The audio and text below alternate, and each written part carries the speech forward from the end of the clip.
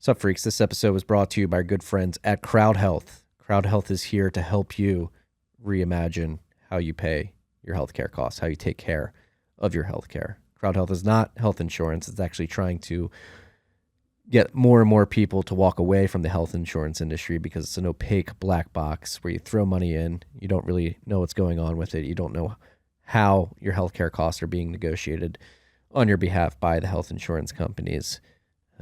You really don't know if you're being taken care of or not. Crowdhealth is here to fix that. What you do when you join Crowdhealth is you join a community of people who are taking care of themselves and who really want to become sovereign with their healthcare. What you do is you become a member and you pay a monthly fee. That fee goes to a dedicated health account, a bank account that you control, that you have visibility into, that you can always take with you at the end of the day if you decide to move away from Crowdhealth. You pay that monthly subscription fee. And then if you ever have a health event, you bring your healthcare bill to the Crowdhealth team. They go to the doctor, negotiate your health expense down to a lower price because they actually work on your behalf as opposed to the insurance companies. And then you pay the first $500 of your healthcare cost, and then it goes out to the Crowdhealth community, and your bill is crowdsourced. To date, they've had 100% of their healthcare bills paid, and it's a beautiful thing. They're also adding a Bitcoin component where a portion of your monthly subscription fee will get put into Bitcoin. So you have your fiat dollars alongside your Bitcoin account. Again, you have access to both at the end of the day if you ever want to walk away from it. But again, it helps you lower your healthcare costs because they're there to negotiate on your behalf. It's a much more personal experience instead of calling a 1-800 number. When you become a Crowdhealth member, you have a dedicated health advocate who is the same person throughout your time with Crowdhealth, who's going to walk you through everything you need to do and make sure that you're getting the best care that you can get that you can possibly get. Go to joincrowdhealth.com/TFTC. The first 1,000 members of the Bitcoin community are going to get, using the code TFTC, are going to get $99 a month for the first 6 months of their healthcare, of their Crowdhealth cost. So go check this out. Me and my family, we use Crowdhealth. We've decided to opt out of the traditional health insurance industry. Again, it's very opaque. Feel like it doesn't really take care of us. So come join us in the Crowdhealth community. Use the code TFTC.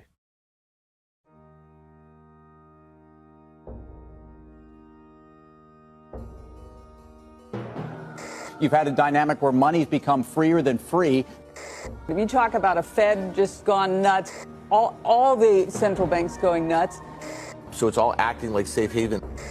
I believe that in a world where central bankers are tripping over themselves to devalue their currency, Bitcoin wins. In the world of fiat currencies, Bitcoin is the victor. I mean, that's part of the bull case for Bitcoin. If you're not paying attention, you probably should be. All right, we're live now. Yeah, we've already been recording, Andy and I, a podcast for like the last 10 minutes. So we said, Logan, let's hit record. Andy, welcome back. Thanks, man. Thanks for having me.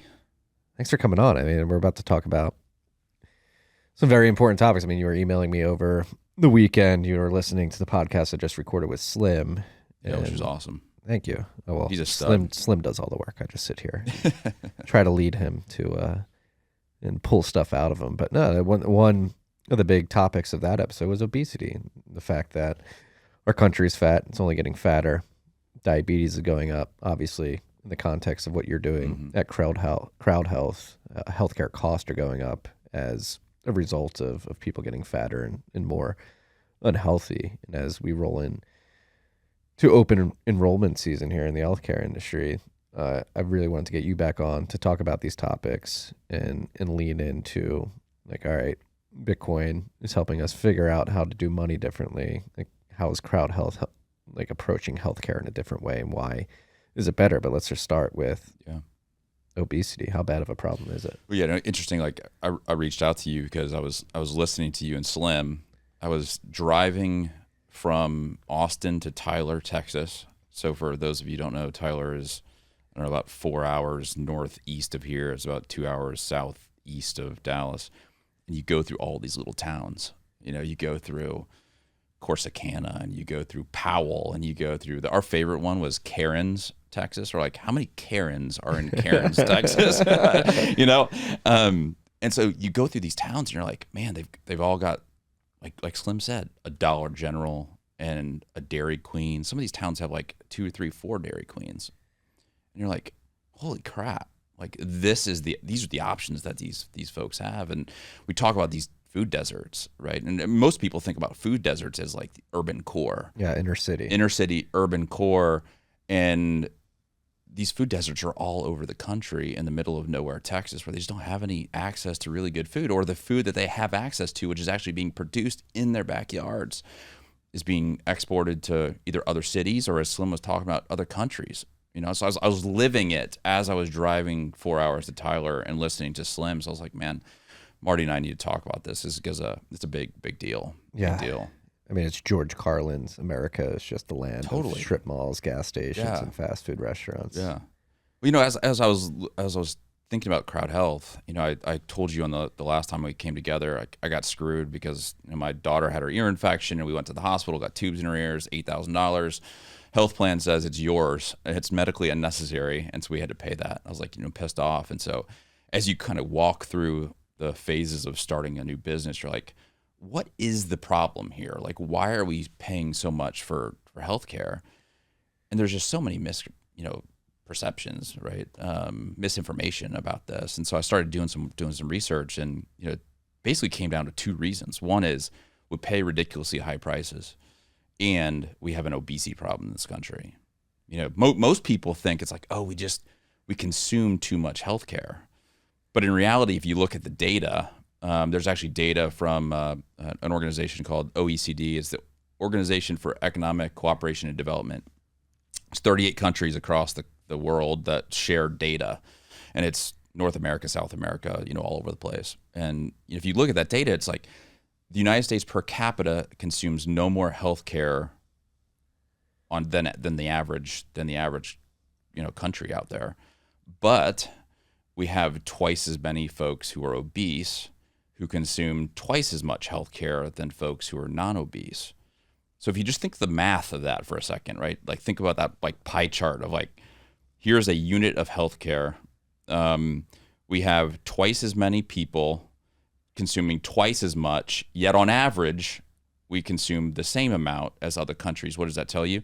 Non-obese people in the United States actually consume significantly less healthcare than the average country. And they're subsidizing the chronically obese. And we're subsidizing the chronically obese. Not only subsidizing, they're overpaying for it too. Yeah, for sure. So we're subsidizing the obese, and we're overpaying, and so you get a multiplier effect of that, which, you know, doing just back of the envelope math is somewhere between $600 billion and $1 trillion a year of healthcare costs that we're paying as a result of obesity. So obesity on average throughout OECD is 18%. This is a year to go data. We're at like 38 now. It's insane. 38% of our folks are obese, and so, you know, that has a massive impact on our healthcare costs, and it's you and I who are the ones who are subsidizing that. Well, let's go like a layer below the healthcare costs. What does obesity do for people's health? What kind of costs are they accruing? What is their day-to-day, month-to-month, year-to-year lifestyle? Like, how does obesity negatively affect the individual? Yeah, so, you know, the studies, the latest studies that I've seen, it's, you know, if you are morbidly obese and it's somewhere like 38 body mass index, BMI or greater, you know, you will live 10 years less shorter than that of a non-obese person. So if you think back to stats too, where people say like the United States healthcare system sucks because, you know, we're living, you know, 2 years less than the average economically developed country. Well, take, you know, the 20% that we are more obese times 10 years. There's your number, right? This is just math. Like, most of this is not because of the system. It's because people are eating crap. You know, they're putting crap into their bodies. So, you know, diabetes has gone up from 1% in 1970 to 8% in the latest studies that I've seen. So it's an 8-fold increase in the last 50 years of diabetes. And diabetes will wreck your entire metabolic system. And so the cost of that is about 2 to 2.5 times as much as somebody who's non-obese. And so this impacts, every component of our healthcare cost. Is if you go obese, you will be 2 to 2.5 times more expensive over your lifetime than somebody who's not obese. Yeah, and that's another thing we started discussing before we hit record was the increase in childhood obesity, which has almost doubled over the last 20 years, and then factoring in these multiplier effects and lifetime healthcare costs. We're probably only seeing the tip of the iceberg in terms of how much is it going to cost society moving forward, because we've only had a generation, maybe a generation and a half, 2 generations maybe, of this trend towards increasing obesity and diabetes and other similar side effects of being overweight begin to hit society. But now we're sort of normalizing to a certain extent. Almost 20% of children are obese at the youngest age. When you think they get obese younger, they're going to have higher healthcare costs at a younger age. And if they get diabetes, juvenile diabetes, whatever it may be, that stays with them forever. So that's a cost associated to that. And so healthcare costs, looked at the U.S. debt clock, Medicaid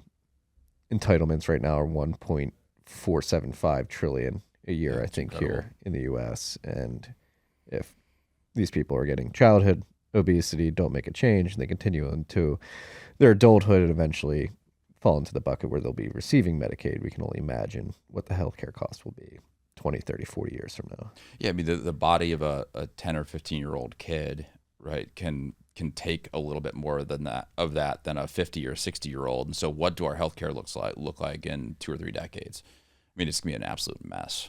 It's going to be an absolute mess. So that's why we got to change it. We got to do something. And that's why I loved what you and Slim talked about is, these food deserts that we kind of think about as rural places, and it's like urban core, typically people think about the urban core, but these things are out everywhere. Yeah. Everywhere.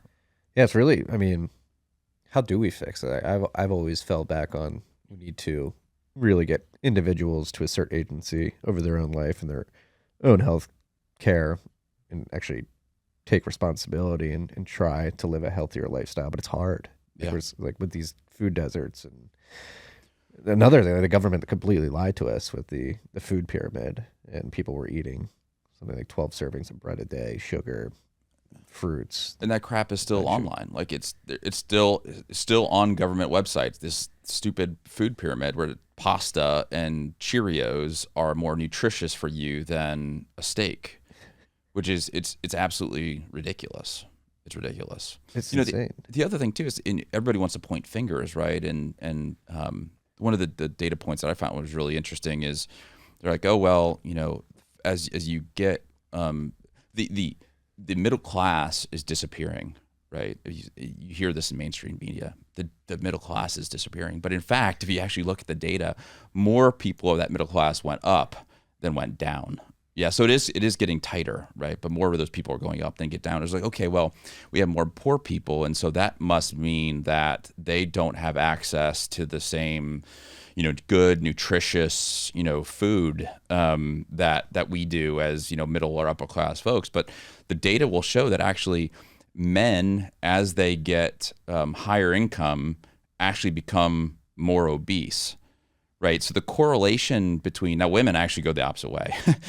Women get less obesity rates as they go up, but the correlation between obesity and poverty is really, really poor. I mean, it is almost a zero correlation.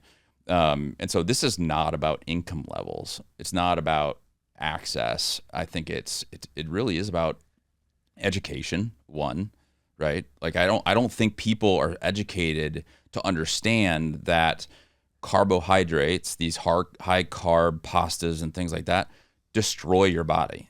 I mean, it is blood sugars that is ultimately the destruction of your metabolic, systems, and people just don't understand that. Right? Like people can go and look at a pack of Twizzlers and they can say fat free, which literally on the front of Twizzlers it says fat free. And yeah, it is. It's fat free, but look at the carbs in that thing. It's just chemicals. It's just chemicals. I mean, it's that high fructose corn syrup that goes directly into your system and destroys your metabolic system. You know, I've got one of these continuous glucose meters that you can actually see. You know, you have a pack of Twizzlers. I actually tested it. I took a snapshot of it. I'll probably put it on Twitter, and you can see your blood sugars just go through the roof. And if you understood the metabolic processes behind that, you know, your body's just getting pumped with insulin, which ultimately gets turned into fat. And people don't understand that's what all carbohydrates do, you know? And so it's like, oh no, that's good for energy and things like that. Well, your body can get energy from other things too. Like don't, you know, put that crap into your body over and over and over and over again. And I'm a guy who loves my, you know, chips and queso. So I'm not saying like don't enjoy life, but if you do that over and over and over again, I mean, it is going to destroy your body and ultimately lead to diabetes and other, you know, chronic conditions. Yeah, I'm having flashbacks to high school lacrosse, like before games. We were highly encouraged to carbo load the night before, so we'd have enough energy to win the game. Yeah.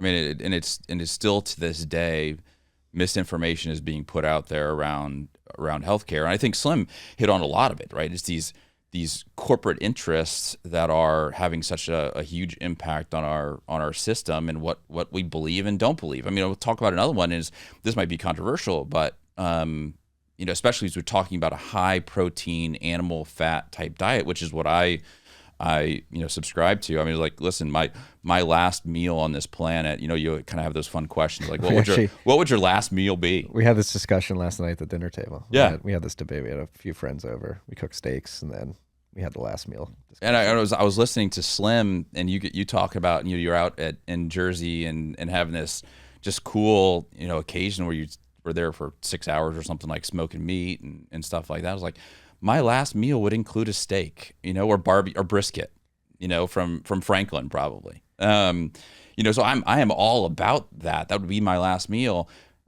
Then it's like, okay, well, what happens if your cholesterol goes too high, right? Like that's the mainstream media. It was psyoped into thinking red meat gives you very high cholesterol. Exactly. And then we've also been psyoped. I think personally, I'm not a medical doctor, so don't take this, but it's high cholesterol equals heart attacks. And we're seeing more and more and more studies come out that's like, that actually may not be the case. Well, aren't there two different types of cholesterol? Yeah, there's HDL and LDL. Mm-hmm. So HDL is the good carbohydrate. LDL is the bad carbohydrate, right? And so I'm actually going through this right now because I just got my lab test like 2 weeks ago, and I have really high LDL, which is the bad stuff, which doctors tell you sits in your arteries and oxidizes and then plaques and will, you know, eventually lead to a heart attack. You know, and so I'm looking at all these studies, and there's a study from 2 years ago that said 77% of people who had heart attacks did not have high LDL. And so you can look at that and you can come away with two conclusions. One, LDL may not actually have, you know, lead to heart attacks. Or, which is what this study led to, is like, we actually need to lower our threshold for what a high LDL is. Right? I mean, it's like this mind game. And so what does that change the models? And so what does that mean? So that means I'm on statins, right? It's like, that means more people on statins, which is probably the most profitable drug ever produced. Yeah, it's blood thinners, right? No, it's cholesterol lowers.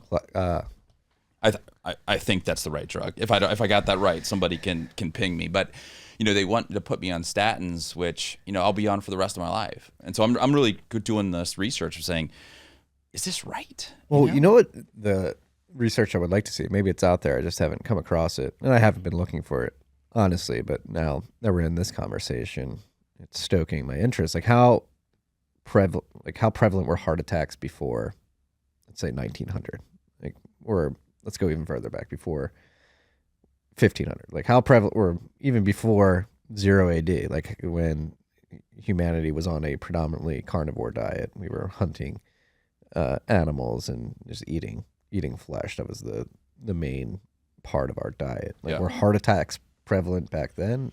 If so, interesting. If not, maybe there isn't anything in this LDL discussion. Yeah, if you line up heart attacks and obesity, they almost line up perfect. Means that the correlation is really, really high. You know, like I'm 185, I'm 6'2". You know, I'm 1 of 5. Nobody in my house has had a heart attack. My mom's 1 of 5. My dad was 1 of 5. You know, they haven't had heart attacks, but the doctors are coming back and saying this LDL is probably genetic. I was like, okay, if it's genetic and nobody in my extended family has ever had a heart attack, don't we think that maybe this is not, you know, really that bad for me and it actually might be good? And in fact, cholesterol is made by your body. Every cell in your body has cholesterol in it. Your brain is basically made of cholesterol, right? This is not necessarily a bad thing. Again, it's not medical advice. It's just one of those, you know, things that I'm really trying to figure out. And this is the beauty of Bitcoin. Like, we need to be curious about alternative reasons for things that we've been told, right? Cholesterol is bad. Well, let's actually like question that. Let's get curious about, is cholesterol actually bad? Yeah. It's correlation causation here. Exactly. When it comes to like rises in obesity correlating tightly with heart disease and heart attacks. I mean, that makes sense. Like, if you get obese, you're less likely to be mobile, so you're less likely to get your blood flowing. Is that a problem? Is it strictly cholesterol, or is there a number of factors that go into increased potential for heart attacks? Movement and activity being one of them. Like, how much is somebody being just a couch potato contributing to their potential for a heart attack later in life? I would imagine significantly more than cholesterol consumption, as you have a control group, people like yourself, who are 162, 185 healthy, with a family lineage who has had a similar diet that does not succumb to heart attacks. Well, the other thing too is that what studies are showing is that the amount of cholesterol that you intake doesn't necessarily equate to the amount of cholesterol that is kept within the body.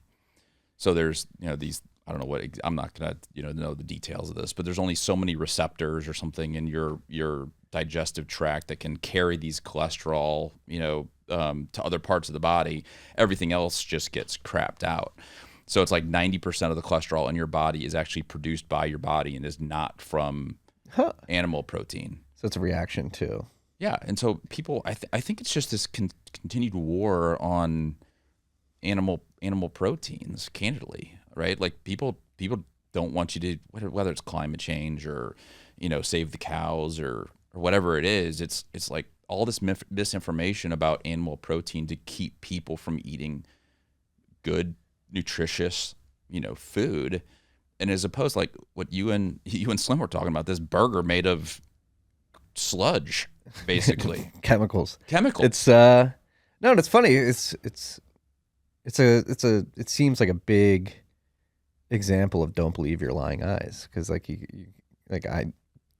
I know many people in my life who have decided to move away from a carb heavy diet to a more animal fat diet. And obviously you have the carnivore movement in the influencer space, where you have people like Paul Saldino, you have Sean Baker, you have all these examples of individuals who have done this, and they look incredible. Like, they're doctors and they're jacked and they look very healthy, look very vibrant, and they're using this diet, heavy in animal fats, to attain a healthier lifestyle. And then you have like the people at the FDA who look like ghoulish and pale, and a lot of the health ministers throughout the world who are pushing this type of diet on people are not really in shape. And again, it's like a big example of don't believe your lying eyes. Like, these people who are pushing high animal fat proteins and a healthier lifestyle actually look healthy and vibrant and strong and young. They look younger, and the others who are telling you this is bad for you look like absolute shit. Yeah, I mean it's shocking. And again, I love the fact that Bitcoiners will go that extra step to actually question, not just be like, oh yeah, like the absence of logic in our society is pretty crazy. If we were a little bit better at math and problem solving, as opposed to just basing our decisions on what we're told, or fear or some other emotion, I think we'd be way better off. Just to close out this cholesterol loop real quick is, what I've ended up finding out is it's not just necessarily high cholesterol. There's actually a component of that LDL, that bad cholesterol, that has been proven to be bad for you. So it's not just high cholesterol. There's 3 types of LDL cholesterol, and you can do tests. Like it's called an ApoB test and an Lp(a) test. And so I went and got those tests, and I'm fine. Like those are super low.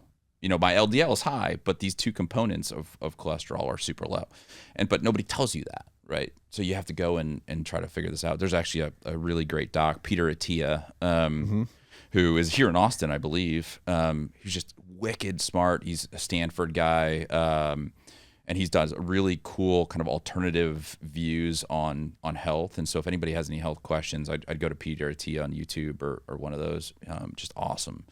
Really, really good stuff. Are you sending people to misinformation spreaders? No, Like, these Peter, dude, this dude's legit. He's actually asking the questions that I feel like most doctors should be asking. Yeah, but again, this is just, I was joking. This is a level of discourse when it comes to like these hard questions. Like, no, you have to trust the FDA, the CDC. You cannot go against it. Yeah, or the American College of Cardiology, which is like, or the American Heart Association. Like all your primary care docs, all they do is read these summary, studies from American Heart Association, all these huge, entities, which have lots of other stakeholders that may not be in our best interest. They make these decisions. And so my primary care doc is like, yeah, if you have high cholesterol, you need to go on statins, just like this. And I was like, no, I'm not doing that. Like, I don't want to pump pharma into my body if I don't absolutely need it. And so let's actually question this. I think this is one of the interesting outputs from the pandemic is I think people are starting to question a lot of this BS that they're getting, the science around some of these pharmaceuticals. Like, look, people can look at pharmaceutical companies like they're the reason for our really high healthcare costs. They're only 10% of healthcare. So pharma is only 10% of our costs. Really? Yeah. So about $400 billion of the $4 trillion is pharma. And so we could cut it in half, and we should. We actually pay 2.5 times more on average for our pills than anybody else in the world. So we could cut it that 10% down to, if you just do the math, 4%, right? And so 160 billion as opposed to 4 trillion if I did the math right, or 160 billion instead of 400 billion. But it's not the reason why our healthcare is really cost. There's some externalities of pharma and all that kind of stuff that I think are huge also. But the pharmaceutical cost in themselves is only 10% of our healthcare costs. What makes up the other parts of the healthcare cost? Yeah, so I mean, so the other ones, again, as I was trying to, figure out where are the issues here, let's look where everybody's pointing and see if that's actually the case, And so everybody's like, oh, doctors get paid too much.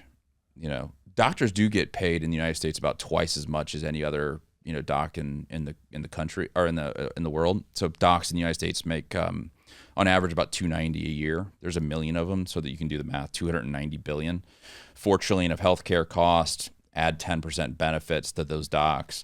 It's like 8%. It's 8% of our healthcare costs come from doc salaries, which is not that much. Like you would think that these are the doctors, they're the ones that are actually providing the care. They're only 8% of healthcare. So that's not the problem. Pharma is about 10%. Obesity ends up being about, somewhere between 20 and 30% from mine. And then, administration cost is somewhere in that 20 to 30% level. And that's where Crowdhealth really comes in, is like we rip out all the administration components of this, but it's administration. I mean, you tweeted something 2 or 3 weeks back, maybe it was a little longer than that. It was like, since 1970, the amount of administration goes, go through the roof. Whereas, the actual cost of the providers is kind of like flat with a little bit going up, right? I mean, it's crazy. We were actually average back in 1970 amongst all the countries in this OECD. And now we are twice as much per capita as any other country. And it started in 1973 to be exact, which is the HMO Act, which basically was saying, hey, now insurance companies, you can be HMOs, and they then take over the world. And United, the parent company of Cigna, the parent company of Aetna, all of these companies started between 1970 and 1978.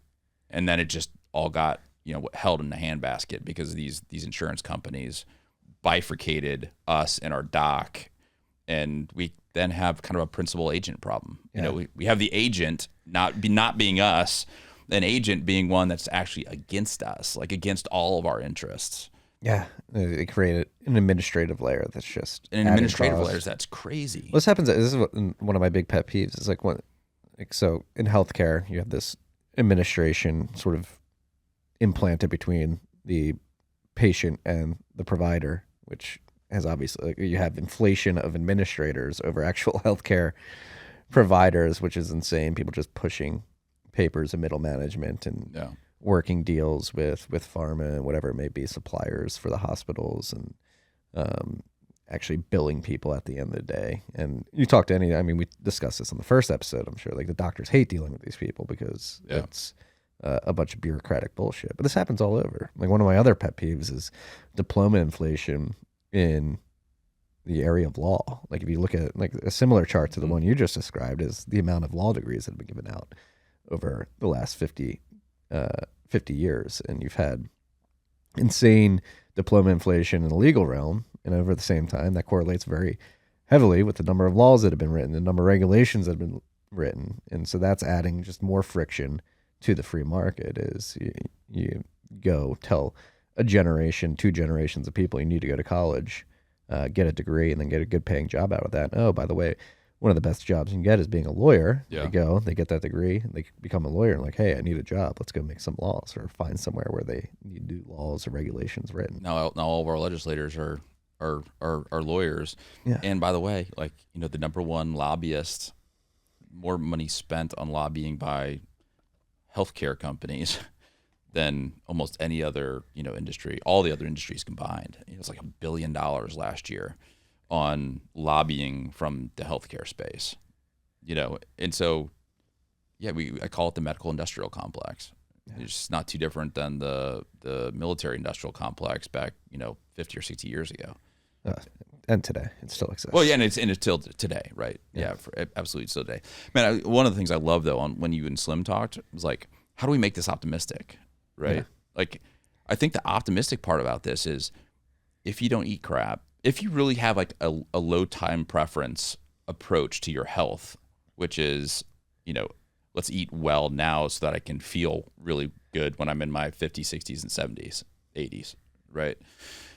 Versus let's eat crap now to feel good right now, but my body deteriorates over the next 2 decades.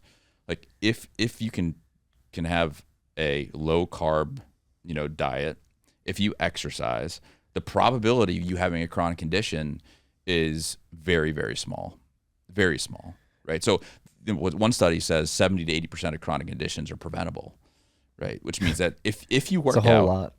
if you work out and you eat right, you more than likely are not going to have a chronic condition. Like, that's the optimistic piece of this.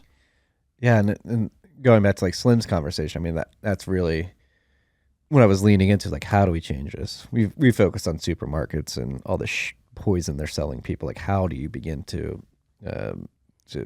basically pull that apart and get people away from going and buying all this shit? But another thing, going back to like the FDA, the food pyramid, like, there needs to be a private market solution. Like, Bitcoin's a private market solution to the money problem, to the health problem. We need like a private market, like food pyramid or something like that. And because the food pyramid, obviously it has the makeup of the shit that they want you to eat, but then it also says you need 3 square meals a day. And that's another thing Slim and I talked about. So interesting. That's a massive psyop in itself. We don't need 3 square meals a day. We probably only need to eat twice a day, if that.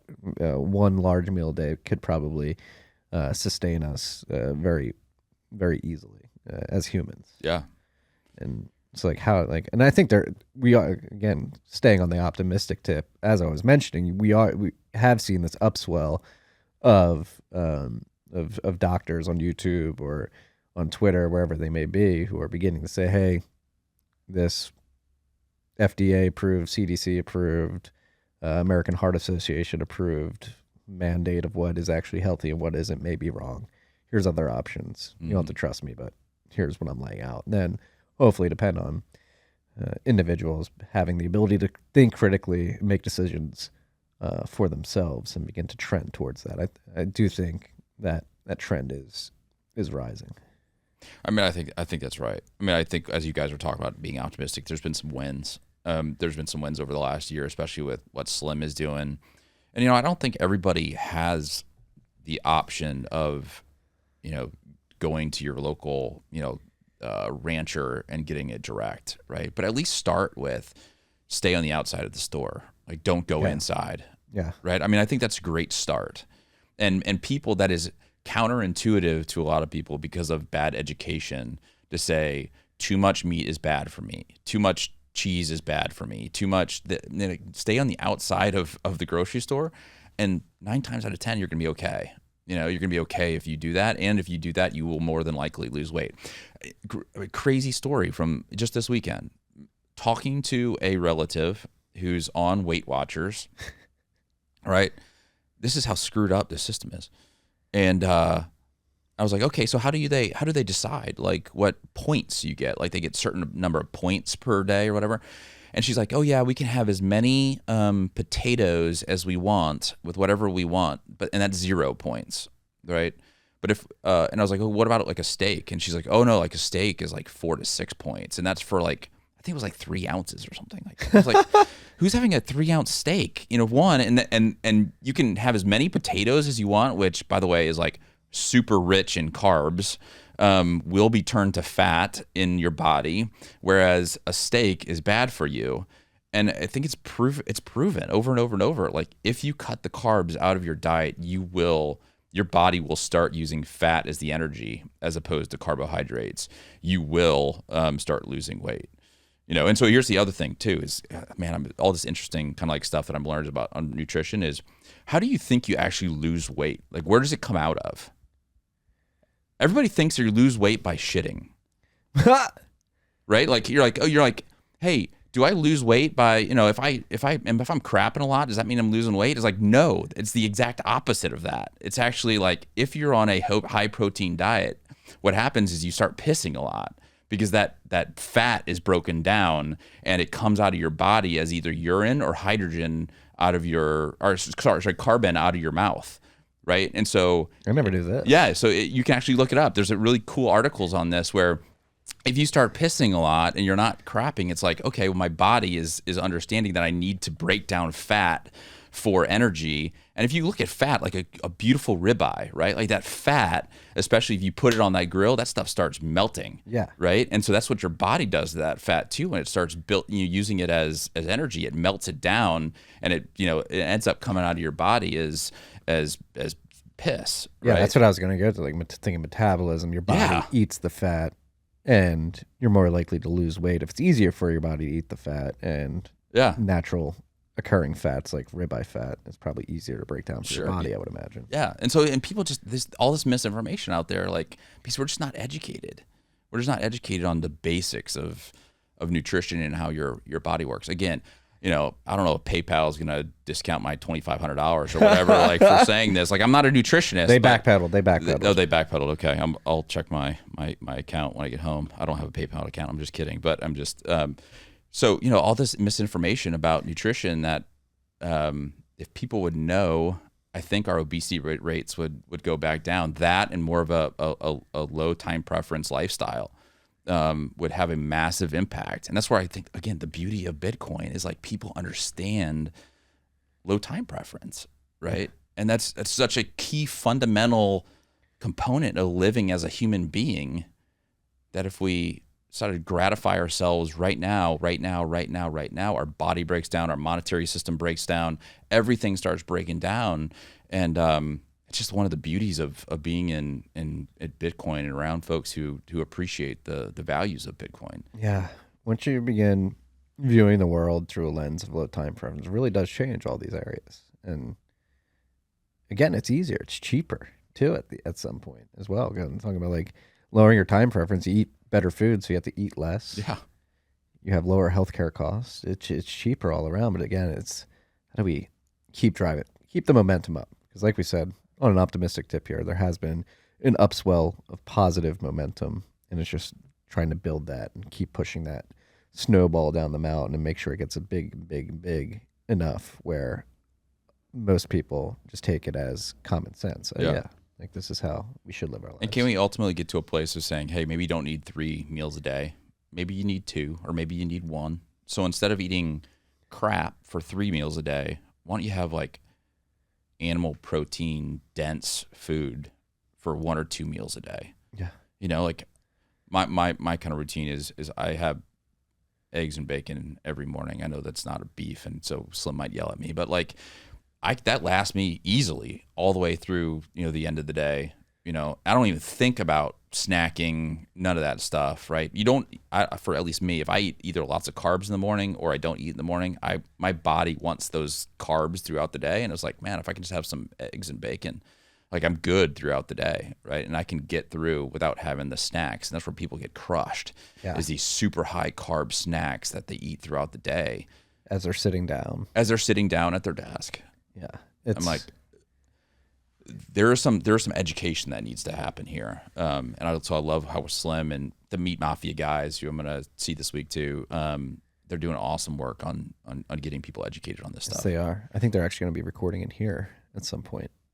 Not on TFTC. Maybe we should have a TFTC episode, but I'm going to be using the studio later this week.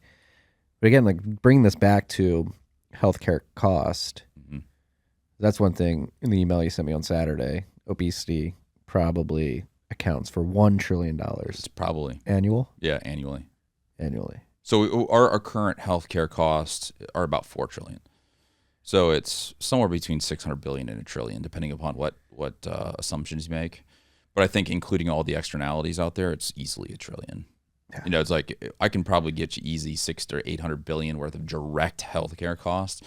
But you think of some of these other things that are happening outside of the healthcare system, and to incorporate those costs, it's easily $1 trillion, I think, from my perspective. Yeah. Whereas the mainstream media will say it's under 100 billion, which just doesn't make any sense. Like mathematically, you can't get there. It's impossible. Under 100 billion. Yeah. They're okay with everybody being fat too. And it's funny because everybody notices this problem. I mean, you have the midriff B-roll scenes on like MSNBC and CNBC. Obesity's getting out of hand. It's like, what are we going to do to fix it? Well, then you have this, you know, I posted something on Twitter the other day. You have these Vogue, right, which has this, I don't know, 400-pound woman on the front. It's a beauty. And it really literally says, "This is beautiful." Right? And it's objectively not true. Which is just objectively not true. Yet it's on the front of Vogue or Cosmopolitan. Maybe it was Cosmopolitan, but regardless, same thing. Calvin Klein, all these people. But this shit needs to end because we are humans. We do have like lizard brains, and the lizard brain in us is naturally repulsed by these images. And I don't think, look, I truly believe we need to share things. We need to share truth, but also kind of in love, in a loving way. And I don't think shaming people is probably the right way, but It's like educating people to say, no, this is not good for your body. And many times culturally, you know, being overweight is culturally, you know, beautiful. And in fact, some of the most highest obesity is in Pacific Asian countries, interestingly, where being obese is considered a thing of beauty. So it's a cultural thing, but they also have the highest heart attacks and, you know, cancers and things like that too. So it is really bad for society to glorify obesity in the way that mainstream media currently is doing. Yeah. It's scary too. It's just incentivizing complacency and no agency. Everybody wants to blame. I was listening to No Agenda a couple weeks ago, and they had a clip of, it was like somebody trying to say that food shaming is bad, and they were saying like there's no such thing as unhealthy food. That's a psyop. Yeah, that's ridiculous. Like, we should be able to eat whatever we want, since there's no such thing as an ugly body form. Like there is no such thing as unhealthy or healthy food. It's how we feel about ourselves at the end of the day. It's just like, come on, people. Which is ridiculous. Yeah. It's ridiculous. You know, and kind of go back to like, and I've talked to a lot of doctors about this. Like, everybody points to the United States healthcare system as saying this is a terrible system. And the way we pay for healthcare is terrible. But I'll tell you what, if you have a heart attack, you want to be in the United States. If you have cancer, you want to be in the United States. Like, there are hospitals in New York that have whole floors for people who come from out of country. It's mostly like the Saudi royal family. Where do they get their health care? They come from the United States, right? And so we actually have the best doctors, the best technology. You know, if you get sick in the United States, if you get sick, the United States is where you want to be. Like, there's no doubt about that. The problem is that, and so when you look at all the outcomes, like life expectancy and some of these other outcomes that, you know, people want to look at, they kind of cherry pick them, and most of them are directly related to obesity, right? And so, like, we have these awesome doctors, awesome technology, but if you're 100 pounds overweight, they're not magicians. Like, we're dealing with a group of people that are significantly more obese than other countries across the world, and so you can't say it's the system. At some point, it has to come down to the personal choices that are being made, whether they're educated or uneducated, you know, whatever. Like, it is personal choices that are being made that are having a direct impact on the system, you know, and that's where I think the challenge and personal responsibility comes in. Like, we've got to figure out a way to put better stuff into our bodies. Yeah, agreed. And I mentioned this on Rabbit Hole Recap last week, but Guy Swan was on with Dave Smith and on the Liberty Lockdown podcast, and he had this great 2-minute rant.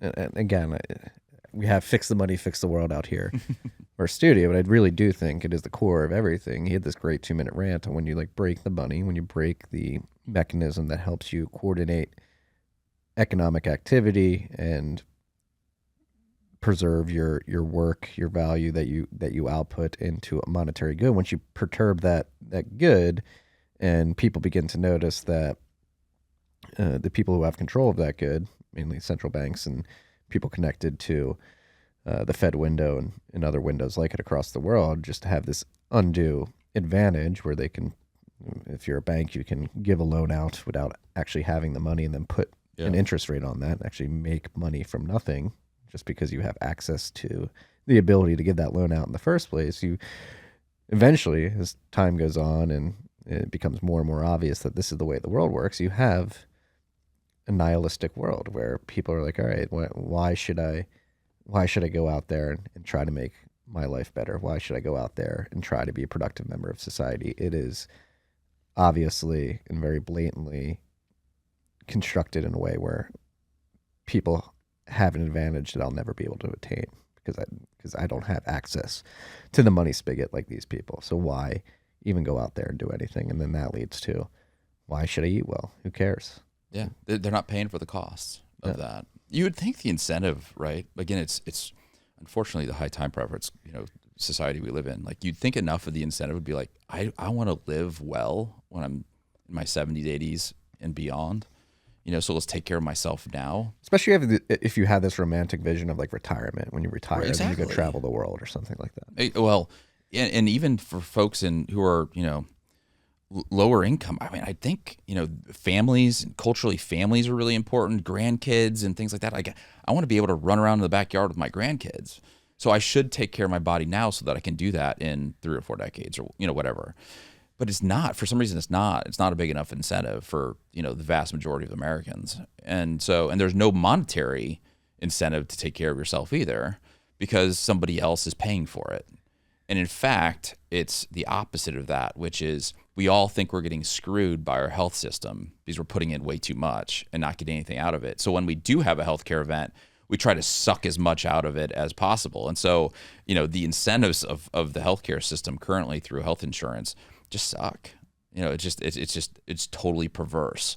And so we've got to, you know, it's what, again, we're not to focus on too much on Crowdhealth, but like, that's what we're trying to do is like, the Bitcoiners, like you're part of a Bitcoin community sharing expenses with each other.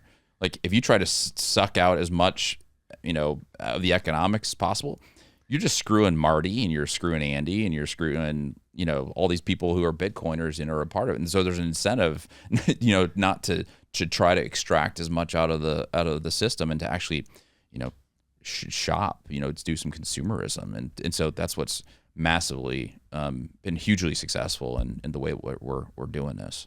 Yeah. I mean, let's talk about Crowdhealth. How have things progressed since May when you last came on the show? Man, I think when we came on, I forgot exactly what the number was, but it was a few hundred people or something that had signed up before your podcast in May. I mean, maybe it was 500 or something. And, you know, we're in the thousands now. So we're, a 5x growth since we talked to you last, something like that, 4 or 5x. So it's been really incredible. And right now, of the money that people have put in, about 70% is still sitting in that account. So we're different than health insurance, where we have an account for you at Crowdhealth. You put money into an account, and then if somebody in the community has a health event, then we will ask you to contribute to that. And if we don't use the money in the account, it's yours. It's your money. So Marty and his wife and a couple kids are signed up, and so you guys have an account at Crowdhealth. If you were to leave today, I don't know how much you'd have in there, but it's probably $1,000 or $2,000 that you get to take with you, because it's your money in your account. And so I think people are starting to treat it like their money, as opposed to somebody else's money. And that's what we're trying to do, is be like, this is your money. Like treat it as such, not just into this black hole of health insurance. That's been like the biggest value prop for me. That's like one thing I have always hated about health insurance. Like I pay this, I'm like, where is it going? Yeah. I don't even know when I'm getting it back. Yeah. And you don't really ever get it back. Especially if you're in a community of people who are more personally responsible. The obesity rate is way, way, way, way, way lower. And in fact, it's going to get lower after this year, because we're bringing down actually our weight limits. So you don't have that obesity cost that you would with the general population. Our people are in their mid-30s, so they're not having, significant illnesses. It's a lot of, active injuries. We get ACL tears and, those types of things, which in the grand scheme of things are not that expensive. So it's a great community to be a part of. And they actually, since there's an affinity of Bitcoiners, there is a change in behavior that, like I said, you're not going to try to suck out as much as you can. You're actually going to want to take care of the community. So at scale, let's imagine a world in which Crowdhealth is wildly successful. Yeah. Since it's a cheaper option and you have more control over your money, do you see this type of healthcare company incentivizing people to be healthier, because they're like, hey, this is like an obvious route to cheaper healthcare costs for me. Like, I'm going to go work out, get my BMI below the threshold so that I can join Crowdhealth. Yeah, and we've had people do it already. Really? Yeah, like they were above the BMI. We said, come back or above the weight limit. It's going to be BMI soon. But, come back to us. And they've actually came back and said, I lost weight. Can I be a part of the community now? Yeah, you can. And by the way, if you have type 2 diabetes, more than likely you're overweight. If you lose weight, it's something like 70% of that diabetes goes away. Like, it's gone. That's another misconception. Like, you can actually cure diabetes. You can cure diabetes, type 2, right? Type 1 is not there yet, but type 2, and the difference is generally, I'm being very general here, but like type 1 is typically a genetic thing.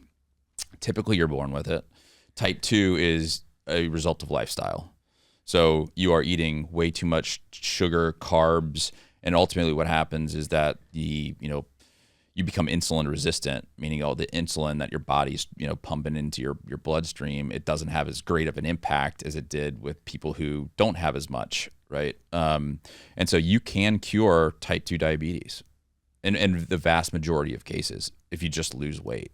And so that's one of the most expensive chronic conditions out there, because this insulin is, oftentimes $1,000, $2,000 a month, something like that. The health plan will pay $1,000 or $2,000 a month, depending on what you're on. And so if you can get rid of that, you lose weight, your healthcare costs plummet by just eating healthier, which is ultimately just, ridding your body of carbs. It seems so simple. It is so simple. It actually is very simple. It's look in the back of the box, see how many carbohydrates are in it, and if it's, more than a couple grams, don't eat it. It's that simple. Stay away from sugars. Again, I'm not a nutritionist, so don't sue me, somebody for nutrition advice. But like, that's what I've done. And I was 220. So me and my wife got married almost 10 years ago. I was 220. I think it was like 6 months before we got married. And so I went on something called Whole30. Some of you may have heard of this, but it's basically like rip the carbs out of your diet. And over 3 months, man, I lost like 34 pounds or something like that over 3 months. That's how quickly it can happen. It's how quickly it can happen. Like you just take the carbs out, and ultimately what your body says is, okay, I don't have carbs anymore to use for energy, so I have to use something else. And so it uses the fat. So it starts breaking down the fat to use as energy. And it's called ketosis. It's the keto diet. That's where it comes from. And, you will lose fat super fast if you get rid of carbs. Yeah. And candidly, you feel like crap for like day 3 to 9 because your body is sitting there being like, give me carbs, give me carbs, give me carbs. If you don't give it carbs, it then ultimately switches over to burning fat. And it works beautifully. Is that the keto flu that people talk about? It's the keto flu, yeah. And if you work out during those days too, you just feel like your workout sucks, and it's not that great for 4 or 5 days, but like it's a similar addiction. Your body is addicted to carbohydrates. That you had talked about, in your last one, like we're addicted to drugs or alcohol or whatever it may be. Like our bodies are addicted to carbohydrates. Yeah. Yeah. And so get off them. And like we said earlier, like you eat it during the day or you eat heavy carbs during the morning, like your body has like an immediate feedback loop. It's like, oh, more. And that's what. Yeah. We grew up saying like, have lots of orange juice. No, don't have lots of orange juice. Yeah. Like it is loaded with sugar. That is the, and again, it was sold to us as healthy. Like I thought drinking a glass of orange juice with my cereal, with my Lucky Charms was a healthy. Even if it's no sugar added, like all that is still sugar. It's still sugar. Like don't eat it. Like don't eat tons of fruits. Like just don't. I don't eat any fruit. No fruit, no oranges, no apples, no bananas. Like that stuff is just stacked with sugar. Yeah. And you can get the vast majority of what you need in nutrients from eating animal proteins. From eating a steak. The cows eat vegetables for you. Yeah, I mean it's really simple. Like cut the carbs out of, and you can have really great stuff. Like I eat cheese. I love cheese. I love cheese too. I eat steak almost every day. Some kind of beef protein every day. Eggs and bacon and stuff. Like it's great, and I lose lots of weight. And people are going to respond to this thing. Oh, well, you have really high cholesterol. Well, that's a genetic thing. It has nothing to do with what I'm eating, from my perspective. True, I have high LDL, but it's a good LDL. It's a good LDL. Yeah. I don't have, the ApoB, LP(a). Go look it up. I promise you'll see really interesting studies out there that says those are the 2 sub-facets of cholesterol that actually matter. It's not just generally high cholesterol. Yeah. And it's so fascinating when you think about it. Like if, again, maybe a pipe dream, but let's imagine that this becomes a growing trend. People begin to take care of their health and take their diet seriously and lower their individual healthcare costs, which in aggregate lowers everybody's healthcare cost. Like, and this is what Slim and I talked about last week, but in the context of deconstructing the supermarket and like where would all the capital allocated to producing that poison? What would that do to benefit the economy? Now think about it with the healthcare cost. If we all lower our healthcare cost, what can we then do with that capital? Like what good can we do now that we don't have to focus on getting people insulin or dealing with heart conditions that arise from obesity? Like where can we begin to allocate capital to actually better society overall instead of like being bogged down by this anchor of healthcare costs that we're forced to pay? Well, I'll tell you one place, like our Medicare and Medicaid costs go down. You just said it was 1.5 trillion. Yeah. Right. Yeah, I looked at the US debt clock right before. And so, maybe we can stop printing money if we can actually get our healthcare costs down. Right. Like maybe that's a good start. Because what are tax revenues, like 2 to 4 trillion, depending on what the economy's doing? I don't even know what it is, but I know there were a trillion in the negative on the budget. Yeah, I mean like 1.475, 1.5 trillion going straight to Medicaid, which only pays for people 65 and older. Yeah, it's Medicaid, Medicare, so it's the 65 and older folks, and then the poor. Like that's 1.5 trillion. Yeah. And I'm not saying that goes to zero, right? Clearly not. But like if you could cut that down even by 30 or 40%, you would have way less money being, and then cut down the military a little bit. We won't go there, but like, there's a much easier path to get to break even, where we could stop printing money, to pay for all of our debts, all of our entitlements. Yeah, exactly. So that's why it's healthcare, food, and money, are this like triangle of like they all impact each other. And if we could get these three things figured out, I think we could, flourish as a country, as opposed to being what, $31 trillion of debt or something. Is that the last number I saw? 31 trillion. Through 31 trillion. And people call us fat. Do you like being the fat country? Do you like having people around the world point at us and laugh at us because we're all fat? It's embarrassing. There's this. Have you ever seen The Factory on Netflix? I think so. So there's this documentary about a Chinese company coming in. Oh, I have not seen it. And in taking Ohio, over right? a Dayton, Ohio GM factory, I think, and they're making windshields, and so it's this whole thing. And it's a hilarious part of the movie where I think 5 or 10 of these leaders from this plant, Americans, go over to China, and they're throwing this big party for them, like welcome to the family, yada yada yada. And so there must have been 200 or 300, 400 Chinese people there, and these 5 or 10 Americans, and it's like. They walk in, and all these Chinese people are like in nice fitting slim suits and things. And it's the Americans who, the rolls are coming over the side, the bellies are over the front. I mean, it's literally, if there's 10 people there, 7 or 8, whatever it was, 7 for 7 or 8 for 8 or whatever, like overweight Americans walking into this, Chinese, company. And you're like, what the hell? Like, I think people come here and we're like, what are you guys doing? Right? Like 40% of you are obese. I can't imagine. I was talking to Leia Halpern the other day, and she's like, yeah, I came over from the UK, and I'm looking around, I'm like, and I live in Miami. What the hell is going on here? Like, why are these people so overweight? It's not normal. It's not normal. Again, it's objectively, it's like, I don't want to use the word repulsive, but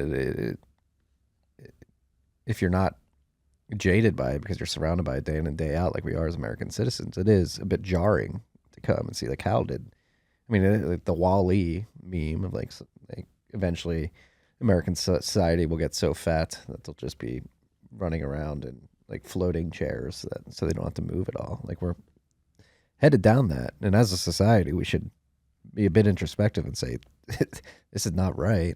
This is not what we should want, but this is obviously where we're going. Like there needs to be like that again, like going back to like COVID, like COVID's like it was the biggest thing, disease that hit the world in a century since the Spanish flu. And then if you look at it, like most people died were obese, overweight, elderly, combination of the two. Yeah, totally. And still to this day, the combination has not come to, most of the people that died from this were significantly obese, severely obese, or had pre-existing conditions. Like maybe we should begin to focus on that. It's like, no, get your 7th shot and you'll be fine. Yeah. It's not ridiculous. Like let's take care of the underlying issue here, which is we are way too fat. Well, the other part of misinformation is if you work out, you're okay, right? And it's like, look, working out is a terrible manager of weight. Like you can go and work out for an hour and burn 600 or 700 calories, right? Something like that. Then you can go eat 5 potatoes for 0 points. And if you can eat 5 potatoes for 0 points and it's gone. Like the impact, at least the weight management impact of that is gone, right? And so people think that they can eat whatever they want, and then they go, I'm going to work out. It's like it doesn't work that way. Like it is hard to outwork the chef, I think is what they say. You just can't do it. Unless you change what you're putting in your body, even if you work out, there's not going to be a drastic change to your weight. No. Like work out for all the other stuff, the cardiovascular, the metabolic, like those have all huge benefits. And so, back to the being optimistic, if you work out, if you, are not obese and you don't smoke, that's the other one that kind of crushes you. The probability of you having chronic condition is great. The probability of you being able to take care of your grandkids and run around the backyard with your grandkids is great. The probability of you being able to travel the world is great. Like, let's look at those benefits and let's work towards that, right? So it's like if you're listening and you are obese, like, man, grandkids, retirement, like, shit, having great, sex with your wife or whatever, like all these things like are benefiting from you, like getting your body back to where it needs to be. And so especially Bitcoiners, like, take personal responsibility of your health. And look, there's I know I'm going to get a response to this being like, well, there's a genetic component to this. And there actually is a genetic component to this. But you know what? Back in 1970, 15% of the population was obese. Now we're at 40. The genetics have not changed, right? What we have put in our body have changed. And so if you change what you put in your body, you can change the composition of your body. Yeah. Right? Well, I think that's becoming more clear. I mean, there's a bunch of studies coming out that prove that things like high fructose corn syrup and seed oils do affect your genes. Like, they change your DNA throughout I believe I've read studies like this that change your DNA as you continue to eat them more and more, like re-architects the composure of your genetics over time. It just like injects all this shit into it.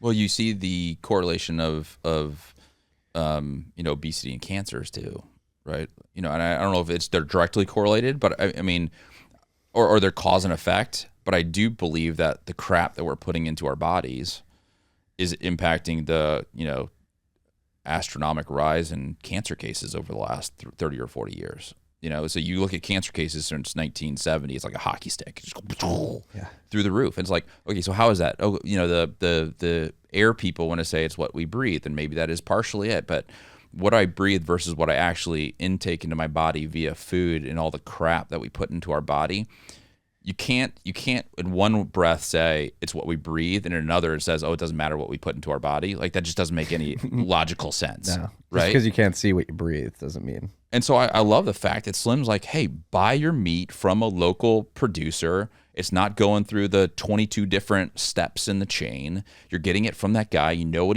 what they're feeding him. It's not all this fertilizer crap out there. And so, do that if you can. If you can't, go to the grocery store, stay on the outside of the grocery stores for the vast majority of your stuff. And I mean, that'll go a long way, way. Yeah. I mean, I'm just thinking when we go to Whole Foods, you just hug the corner, and it makes it much easier when you don't have to go into the middle and go through the maze. It's just easy. All right, vegetables. What are we cooking? All right, steak, cheese. We're big cheese plate people too. Yeah. So are we. Yeah. So are we. I mean, if you think about it, the middle is Cheerios. Like, it's the snack aisle. It's the pasta aisle, right? I mean, just all this crap aisle. The only thing I go in the middle is olive oil. Like, I'll get my olive oil, which is kind of in the middle there, right? Your oils. Yeah. We'll get whole peeled tomatoes in the middle as well. The frozen freezer section or whatever, which is ice cream and all that kind of stuff, which is, man, I'll tell you what, back to our last meal, the ice cream is on that last meal. A blackberry cobbler from Salt Lick with a thing of ice cream on top would be awesome. This is my last meal. It's a good way to go out. It's a good way to go out. Yeah. No, that's. And I'm not being like a zealot here. It's like, heck, man, I love my blackberry but it comes cobbler back to from low Salt time Lick. preference and self control. And you have that once in a while, and that's fine. If you go and have it every single day, like, it just doesn't work. No. It just doesn't work. So go and enjoy it. I drink once a week. It's on Saturdays. Like, that's just my thing. Like, it's like if I don't, I would come home and I have a bourbon every night because I love bourbon, right? And so, like, just do it on Saturdays, or if you want to, have a cool, great, dessert, have it once a week, and just have that as like your thing that you're focused on. Just don't do it every day. No, everything in moderation, freaks. Except Bitcoin, but just buy lots and lots of Bitcoin. Stay humble. Gotta stay humble. But no, speaking of this, another thing we wanted to talk about. So obviously, you're building Crowdhealth, and we're talking about these ideas. Like, a lot of these ideas, not to us, but to many out there, would seem taboo. Oh, you guys are spreading misinformation. But not only, you don't have to only deal with that building Crowdhealth, you are building a business in a highly regulated industry, which we both agreed would be an interesting context to bring the audience, which is a lot of Bitcoiners many of which are building businesses in another highly regulated industry. And so what's that experience been like, interacting with this administrative, bureaucratic layer of the healthcare system? There's this kind of category of entrepreneurship, called kind of regulatory entrepreneurship. And there's been a bunch of companies that we all know that have gone down these paths.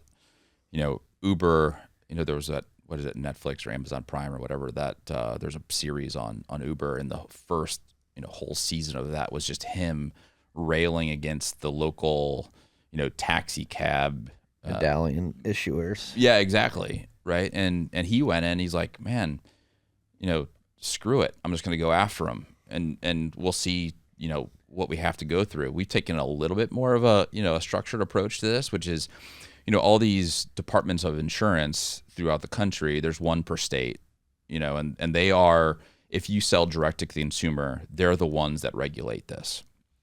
And so, we have built our system so that we never touch your money. So when you, make your contribution to Crowdhealth, it goes, directly into an account that, is not owned by us. It's yours. We don't even touch it. We take our subscription fee out of it, but we don't even touch the money that you have, right? So we're doing all of these things to structure it so that the regulatory agencies look at us and they're like, you guys are definitely not insurance, because if we're insurance, then they can regulate us, and if they regulate us, the entire thing falls apart.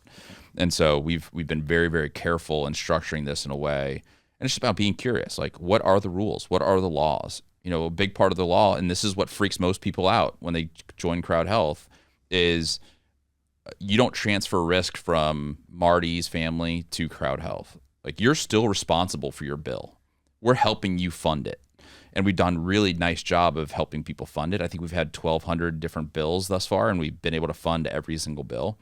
Whereas people go to an insurance company, they say, oh, well, my risk is, if I have a health event, my risk is transferred to the health insurance company, and so I don't have to worry about it. Well, the problem is that the insurance company, 1 out of every 5 times will say, nope, we're not paying that one, so you have to pay it. And that's where I got screwed, right? And so it's all this perception of risk, whereas you actually look at the data.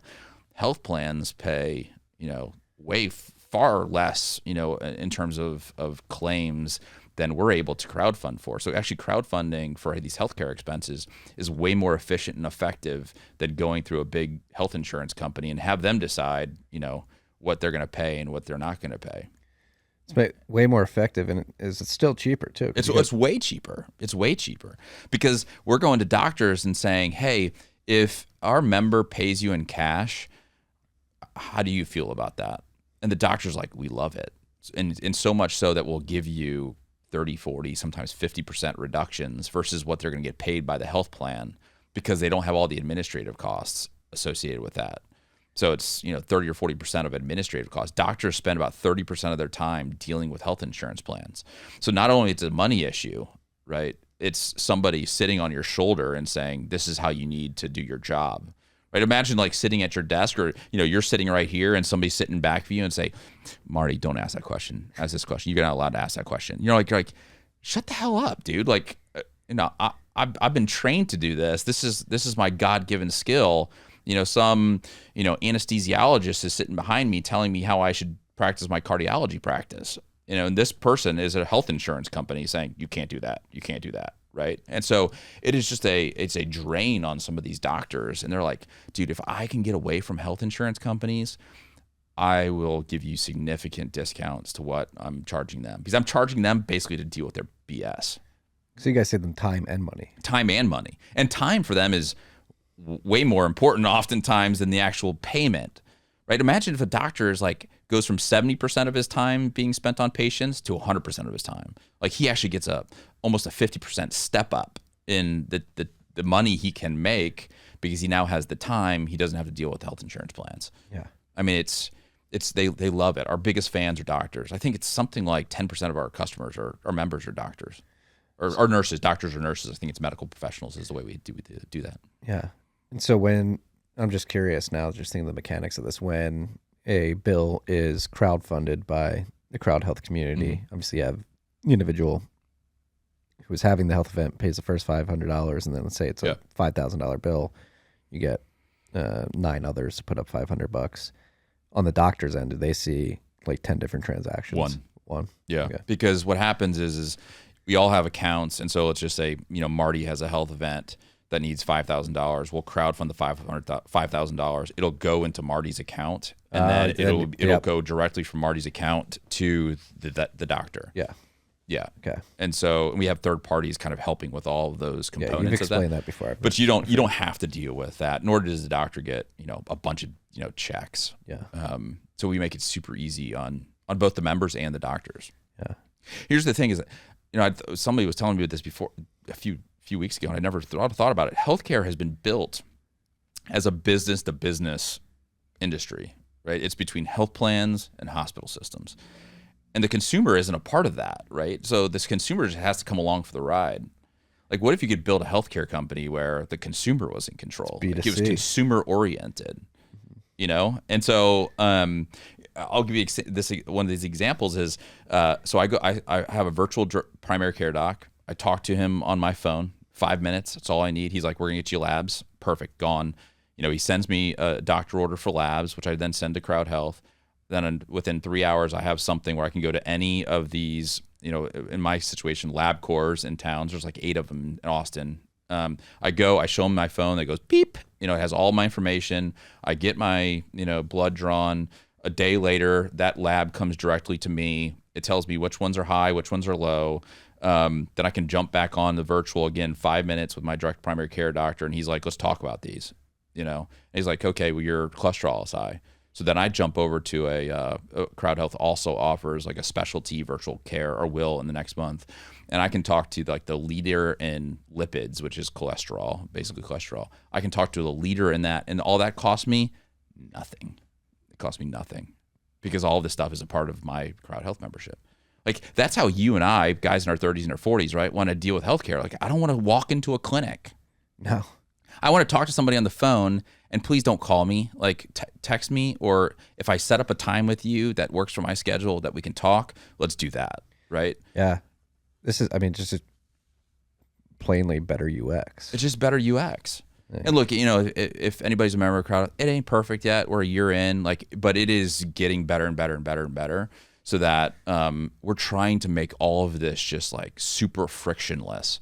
So it's just easy as possible for you to do that. It's at some point soon we're gonna have somebody, so you don't even have to go to a lab. The lab will come to you. Like a phlebotomist will come to you. Well, could you literally sit here in this, this studio and take your blood? We'll take it back, and then you'll get an email, 24 hours later with the results. Like, that is where we ultimately want to go. You don't have to go to some sanitized room with crazy no, you can do it literally lights. Right here. Like, a phlebotomist comes in. It costs like, us, the community, like $50 more. But it's like, if I can get more people, getting their data on, what's going on in their body, like, that's good for everybody. And as an individual, if I could save 2 hours, I would like to think my 2 hours of my time is worth more than $50. A hell of a lot more than $50. Yeah. Right. I mean, that's the system that we're trying to build. So, folks who are part of Crowdhealth, Schoonover Andy on Twitter, like, DM me if there's like some friction that you're seeing in the system. Like, I am like anal about getting the friction out of the system. Yeah. So we're working on it. It's not perfect yet. If I had 100,000 members, I'd have a lot more scale so that I could go do and get better deals with some of these, third-party vendors to stitch all this stuff together. So, if like half of your audience would just sign up, we'd be there. What do you think? Freaks, use the code TFTC. TFTC. Join crowdhealth.com/TFTC. $99 for 6 months. That's right. But that's the thing, like, scale. So think about scaling this. Like, how do we get there? What is the most common apprehension you come across when people are like, I'm thinking about it, but it's just too much for me? Oh, not from a cost, but like, you guys are only, a year and a half in. What if I had a really big bill? What would happen? Am I going to get stuck with the cost? All these kinds of things, which I get. I mean, I get that, right? But would you prefer to have a big cost with a health insurance plan that may or may not pay for your healthcare event? The other thing is if we're in our 30s and 40s, it's something like there's a 1 in 200 chance that we're going to have a bill, we're going to spend more than $25,000 of healthcare this year, like 1 out of 200. So the probability that you have something really, really big, and that's 25,000, it's like 0.5%. If it's over 100,000, it's, 0.1%, or I don't know what it is. It's something super, super low. So you're worrying about probabilities that probably aren't going to happen. And if they do happen, you can go to a health insurance plan, which, right now it's about 20%, 18% chance that they don't pay it, versus Crowdhealth, which is there's a probability that we're not going to pay it too, but we've done a hell of a lot better than health insurance plans, right? And so the big event is what people are worried about. We have 2 cancer cases right now, like a colon cancer and a ovarian cancer, and the bills are getting paid. And the benefit of this is we're paying them, at a rate that's like 60% lower than what health plans would pay them, right? So a cancer case with a health plan would be $1 million or $2 million. It'll probably be like $300,000 or $400,000, for our member, which we will help them crowdfund. And the probability of that, we think, is high. I can't guarantee it, or else the insurance commissioners come all over me. Like, the risk is still yours. It's still your bill. But we've done a damn good job of helping you crowdfund that. And so that change of mindset is a really big change for people. Like, they're like, wait, hold on a second. A company isn't responsible for it. I'm responsible for it for myself. And Bitcoiners get it. Like, yeah, I want to be responsible for my own bill because I'm going to make sure it gets paid. You know? And I'm going to make sure I'm getting the best deal. And I'm going to make sure I get the best deal. That was the one thing that blew my mind about the first time we sat down, is that when you go into the hospital or the doctors and you sign these release forms, there's like part of it where it's like you're not allowed to negotiate prices. Like, I've always just unknowingly signed away the rights to not negotiate. And I didn't even know that was possible. Like, it's insane. Yeah. That I would argue 99% of people don't, probably even more. Yeah. Don't realize that these things can be negotiated. All of them can be negotiated. Just don't sign away your life when you sign into your doctor's office. So there's these 5 or 6 pages of stuff where you just like sign it. You don't even worry about it, right? Like, it's the terms of service, and anytime you sign up for a new service online or whatever, like, you're like, there's no way in hell I'm gonna read 20 pages of legal docs. You just sign it, and one of them says, I accept full responsibility for whatever you charge me. That's what one of those pieces of paper says. And so you need to strike through it and say, I'll pay reasonable costs. And that then gives you the ability to do that. And if it's electronic, then ask for the non-electronic version. If they don't do it and you can still sign it, then you can go to court and we'll help you do this and say they made me sign under duress. Like, they wouldn't give me any opportunity to negotiate with them. Yeah. So, and it works. So we will stand up for you if the system tries to take you. And the other thing too is, I saw a stat the other day, 80% of healthcare bills are wrong. What do you mean? How? Like, if you get a bill from the ER, 80% of those bills have an error in them. I talked to a friend of mine from business school, and she said she had a midwife, help them give birth to their oldest daughter. And when she went back to look at the bills, it was all billed as a doctor, not a midwife. And so that's like 3x. They billed the insurance plan 3x versus what the actual service was. And is this just the hospital or the doctor banking on people not looking into it? They're banking on people not looking. So they upcode all these things. So you go into the ER and they will make an assessment of you, and they assign a level of emergency, basically a level of acuity. And so what they will do is they will upcode it so that they get more money from the insurance companies. I mean, it's a total scam. And all those, by the way, when you're part of Crowdhealth, like, this is one of the services we provide. If you go to the ER, you upload all of those bills. We'll take a look at them. We'll take a look at all the CPT codes, which is the codes that the hospitals use to bill. We'll make sure they're right, and we'll do all that for you. So most of the time, we'll be able to go back to the hospitals like, what the hell is a CPT code? I went back and actually looked at my bill for my daughter who had this ear infection, tubes in her ears. We were literally there for 15 minutes, and they charged us for an inpatient procedure. And inpatient procedures mean you stay overnight. We were there for 15 minutes. Right? And so, like, but you and I, without any, healthcare knowledge, would just look at it and be like, all right, whatever. Like, Gotta pay for it. they are exploiting our ignorance about what goes on in a super complex system, which none of us should be expected to understand. So we are your ally to help you get through, look at all those charges and be like, is this even right? Health plans, oftentimes they just overlook it, because there's cahoots they're in cahoots, hospital systems and health insurance plans. Yeah. No, I really like this concept of changing healthcare from business to consumer model. And again, it all comes back like we've been discussing this whole time that we've been sitting in these chairs. It comes back to personal responsibility. Like, again, there's this complacency out there, whether it be taking care of your own health and ensuring that you don't become unhealthy to increase your healthcare costs over your lifetime, or simply like caring about what you're actually paying for. People, again, don't want to take the time and in their, to argue in their favor, like reading all these contracts, like, again, like you mentioned, it's like a terms of service. Yeah. Like, I'm not going to read this. Like, how can we make it as simple as possible so people understand the trade-offs? Yeah. And aren't as ignorant as the hospitals are depending on them to be. Like, think about the price inflation just from upcharging. Like, It's huge. The healthcare 80%? Healthcare 80%. It's you go look at it. If you're reading, go Google right now. Like this what percentage of medical bills are incorrect? I guarantee you it'll come up from somewhere between 75 and 85%.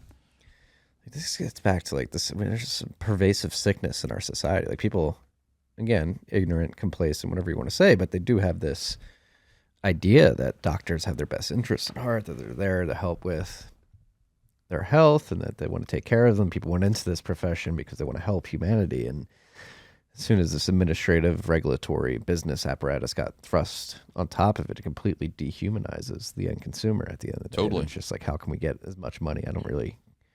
Obviously, I think the individual doctors, a lot of them, many of them, probably most of them, do care about helping people and making sure that people are okay. But then again, the system has been corrupted by this bureaucratic bullshit that's been injected to it. It's okay. It's upcharge. That's what I say. It's, I think the docs by and far are incredible human beings that truly just want to, promote humanity and health, right? But they just get bogged down by this system that just wears them out. You see post-pandemic too, right? Like, the system just wore them out. And so we have more doctors retiring now than ever before. And so there's going to be a huge doctor shortage over the next decade because of what we're seeing in the healthcare system. And the number one reason, if you go and look at surveys, it's health insurance. It's the admin that they have to do. Really? Like, this is crushing them. Yeah. And so we relieve them of all of that. Instead of having to, have a huge billing department, or they have 1 or 2, sometimes 3 billers per doctor just to bill, I hand them a Visa, debit card that's, 1.5% or something like that of transaction costs.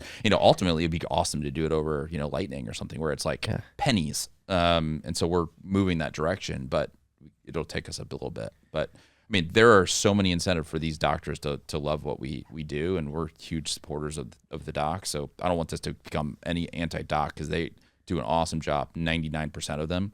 We have some bad actors. It's mostly MBAs, and this is talking from somebody who has an MBA. It's mostly our fault. It's the administrative BS that we put through doctors through.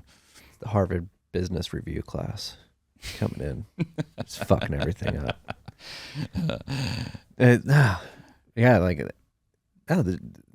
Speaking about implementing Bitcoin into this, right? Like, that's one thing I've been pitching to the freaks about Crowdhealth, especially with the Bitcoin community. Yeah. Like, you put a portion into cash and then a portion into Bitcoin. And if you believe that Bitcoin's going to do what it has done historically, you're speculative attacking your future healthcare costs. Because if you pay right now and you don't spend all the money in your health account, and a part of that's in Bitcoin, you pay $100 today worth in Bitcoin.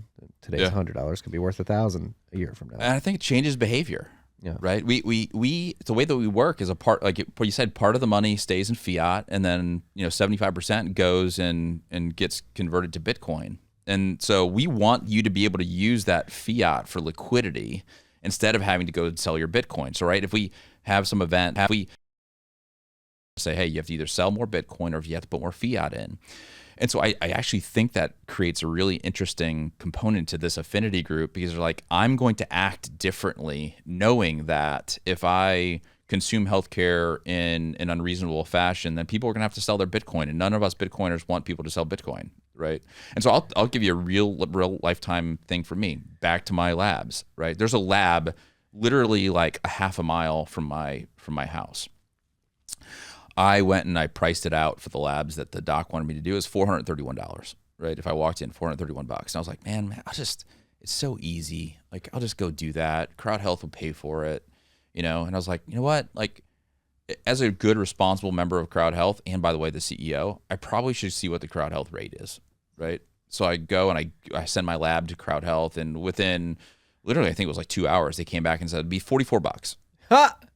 10%? So 10% of what I would have paid if I went to that local lab. And by the way, that health plan, we priced it out. If the health plan would have done it, it would have been $731. So we got labs. This is a full 10 different labs, you know, metabolic, liver, kidney, lipids, everything. Like everything you'd want, $44. And it's like, that's just behavior change from you know, me, the CEO, where I should have some behavior change, right? But like, that's the behavior change that we need to see in healthcare. And it took me an extra 15 minutes, right, to do that.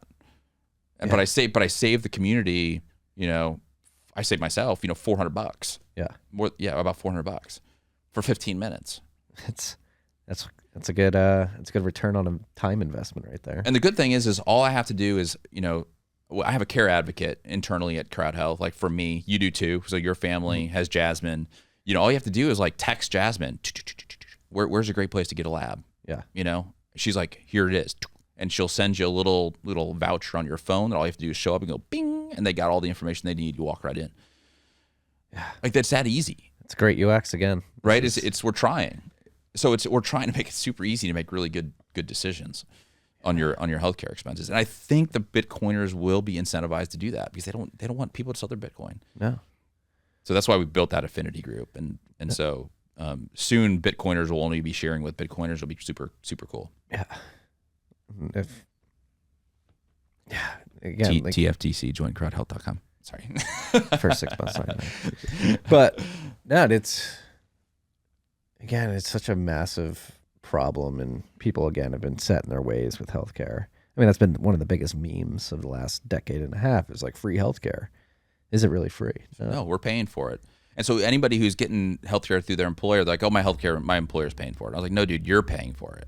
Yeah. You're paying that. Like the money that they're spending on healthcare, they're not paying you in salary. You know, so we've actually had people go back to their employer and be like, hey, if I say no, if I decline coverage for health insurance, will you pay me the difference? And we had people say, get money from their employer. Be like, sure. You know, because if you're an employer, your employer's probably paying somewhere like $5,000 to $6,000, maybe $7,000, depending on where you live. Yeah. For a single, and if it's a family, it's more like $21,000. So you can go back to them and say, hey, instead of that, you know, paying $5,000 for my health insurance, why don't you give me, you know, $3,000? You know, I'm better off. You're better off. It's a win-win. And then you can come to Crowdhealth, and it's $175 a month. You're saving $1,000 a year, and you're, you know, sharing your healthcare expenses with other Bitcoiners. The money is still yours. Like there's so many benefits of that. Oh, and by the way, there's no huge deductibles. So with your health plan at the employer, you probably have a $2,000, $3,000, $4,000 deductible or higher. If it's healthcare.gov, it's like $6,000, $7,000, $8,000, $10,000. So you don't have to deal with that. And so it's just a better deal. So and you're not a part of the system anymore. You're not in part of the fiat healthcare system. Yeah, you're opting out. You're opting out. It's a parallel. We say we were trying to build a parallel system to the existing system. So be a part of that, and stop being a part of the fiat healthcare system. It sucks. It's bad for our society. It's bad for Americans. It's bad for your health.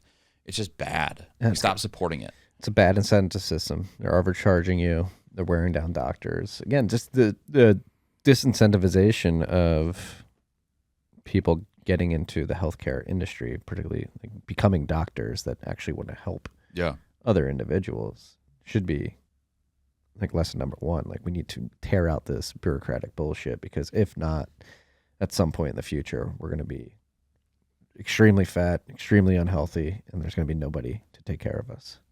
Well, and I think that, people look at their current health insurance system much like other people look at fiat, right? It's just easy. I don't have to worry about it. I don't need multi-sig. I don't want to have to deal with, all these things. Well, most of the people listening to this have taken that step and said, no, I'm going to make the effort to change the money supply, the way that money is handled. We're changing the money to change the world, right? Like, take a little bit more effort, to change your healthcare option, because you will benefit. You will benefit from this in the long term, and society will benefit from this in the long term, I think, right? And I told you before, and I say this humbly, like, this is not like a get rich thing for Andy. Like, I sold my company. I've already sold one company. We're retired. It was a 9-digit exit. Like, it was, not insignificant. I could spend my time on the golf course or fishing, which are my two favorite things, spend time with my little kids. Like, this is a missional thing for me. This is not like try to get rich. It is, I truly believe that, like, our healthcare system has to change, or our kids are similar ages, like, won't have a system. Like, they will be stuck in a government owned crappy system, right? And that's just not right. Like, it's everybody wants to look like, these foreign countries who have, nationalized healthcare. It's like, you don't want the healthcare to own your money or to be responsible for your money. You want them to own your health. Like, yeah. come on. People point to like NIH as like this pristine universal healthcare in UK, and then you talk to like actual Brits, they're like, yeah, if I wanted to, I couldn't go see a doctor for a year.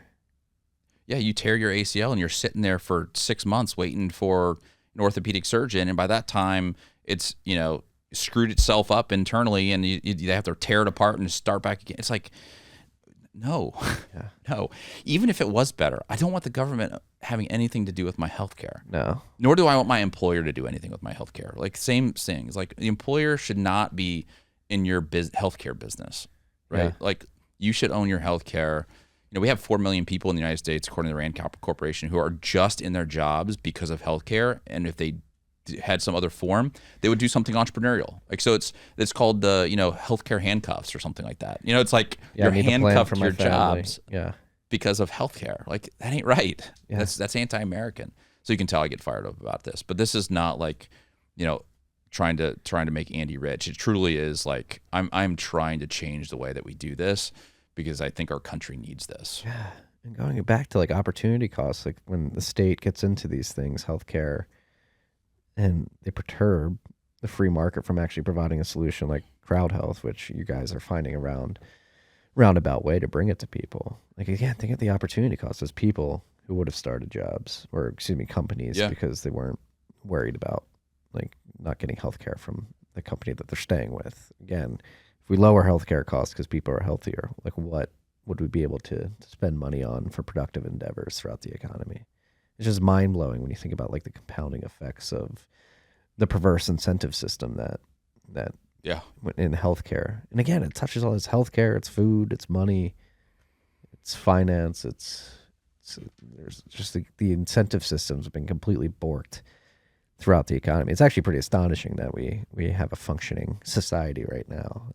But it does seem like things are getting a bit chaotic and destabilizing in real time. But that's why we need people like you, people like Bitcoiners, people like Slim, like identifying these problems. Like, all right, things seem dire. It's pretty shitty, but there is a way out.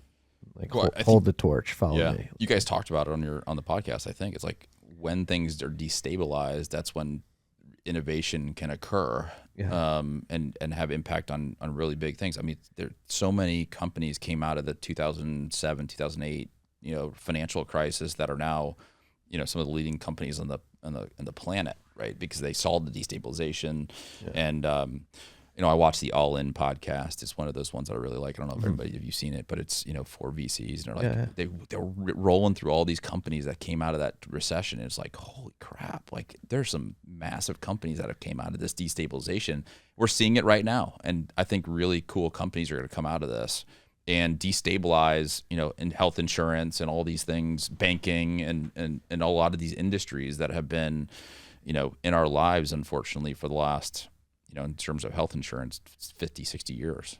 Yeah, they're dinosaurs. They're such dinosaurs. They're such dinosaurs. And again, going back to like the aesthetics of the industry too are just so. You go and you sign in with a pen that's chained to a desk with somebody wearing like some very nondescript, like ugly uniform. And again, I don't want to denigrate anything, but a lot of times, like that's the other thing. Like the people in the healthcare industry, a lot of them, especially the like front desk people, and like aren't healthy at all. They're sitting on their asses all day. Like there's no. Again, when you're looking at, don't believe your lying eyes. It's like, are these people really going to make me more healthy? They're not healthy themselves. Why should I trust them? It's a good to question. Treat me? And even some of these health insurance plans who are saying they're like technologically advanced, it's the same book. It's a different cover. Yeah, it's the same stuff. I mean, it's not good. It's not good. Yeah, there's a lot of data involved and so much paperwork. Like, why can't I just, hey, I broke my leg. One of those technologically advanced companies or insurance companies is the one that I had when I had my daughter's ear infections. She had literally had a hole in her ear. She had a hole in her ear, and the insurance plan said, nope, not good medically enough. Medically unnecessary. A hole in your ear is not good enough to make it medically necessary. And by the way, we're going to code it as inpatient. This is the hospital, inpatient. Even though you're only there for 15 minutes. Yeah, I mean, it's crazy. What should we leave the freaks with here? You were going into open enrollment. Oh yeah, open enrollment. So there's October, November, December are some big months. So most of the people who are listening to this are going to have to make a healthcare decision, whether you know it or not. You're going to have to make a healthcare decision here in the next few months. And so you're either working for a big company and you're going to have to choose, if you want your employer insurance plan or not. I would go to your employer, go to your HR person, be like, hey, if I decline this, can you pay me the difference and see what they say? And then DM me on Twitter and let me know how it goes, because we've had people actually do that, and release yourself from the employer-based model, because it's torching healthcare. It's very stressful too. The whole like pick your plan, like you go through it. It's like, what am I getting if I do this? I'm just like, all right, yeah. I had a buddy who went to Stanford with me, and he was like top of our class. I was bottom of our class, but he was top, and he's like, that's the one place where I feel like I'm an idiot is when I choose health insurance. He's like, I have no idea what all this stuff is. When I was in finance, we'd have like the insurance company come in and like walk us through everything for like hours. It's like, why can't you end up, you're like, co-pays, deductibles, co-insurance. What is all this stuff? Like, there's no clarity on how much you're going to pay. And so, release yourself from that. And then if you don't, you probably have to go to like healthcare.gov. And it's just garbage. Yeah. It's absolute garbage.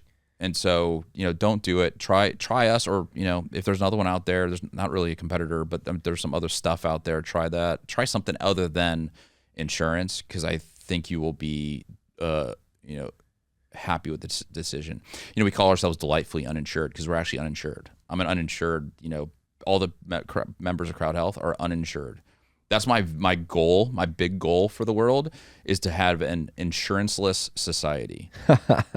Right? Because I do think that we will actually prosper on an insurance-less society where we actually have agency over all of our healthcare expenses. Yeah, create a better incentive mechanism too. And now I'm incented, right, to take care of these things. So try Crowdhealth, join crowdhealth.com. TFTC is the promo code. Would love to have you. If you use TFTC, you're automatically in our Bitcoin community, which is a bunch of Bitcoiners who are funding each other's healthcare expenses. If you don't want to be a part of that, just reach out to us. I don't know why you wouldn't, but if you just reach out to us and we'll put you into the regular fiat crowd. October, November, December, open enrollment. Yes. The most opportune time to opt out of the fiat healthcare system. Opt out. Yes. Go opt out. All right, make your own decision. Andy, I mean, I'm pumped we can do that. And this is probably going to be a recurring theme. We talked about obesity a lot today, but this is only one topic within the realm of healthcare that we could dive down. There's many different rabbit holes. I love entrepreneurship too, so I would love to come talk about like starting a company and what that like, and raising money and all that kind of good stuff. It's fun. It's interesting. I've learned a ton. Would love to kind of share some of those experiences. Yeah, no, it's actually funny you say that, because I've been talking about potentially starting like a different show, which is focused on building businesses in the Bitcoin space. Similar, not the All In podcast, but Jason Calacanis does another one. focused, like talking with founders about the trials and tribulations they go through building their companies. And I think there's definitely room in the Bitcoin space for a show like that where it highlights because again, I run a company on a Bitcoin stand. There's so many things that go into doing that are very unique to people running Bitcoin companies. I think more and more people need to talk about the specific entrepreneurship within Bitcoin, which you're dealing with as well. It'd be cool to like see other companies that are actually using Bitcoin to fix different industries, right? Like we're trying to use Bitcoin to fix healthcare. You know, right now you have a big pot of fiat that the health insurance plan holds, right? That's melting. Like 8.5% last month, it melted, right? Yeah. And so we're trying to say, hey, don't get rid of that pot. Have a decentralized, your own, and hold it in Bitcoin, which over any intermediate period of time is going to go up. So we're trying to use Bitcoin to fix healthcare. Like, how do we have Bitcoin fix food? How do we have Bitcoin fix all these things that are broken in our society? Man, it'd be super interesting. Yeah, let's do it, right. Andy. Thanks, brother. Appreciate it. Thank you. It's always a pleasure. Peace and love, freaks.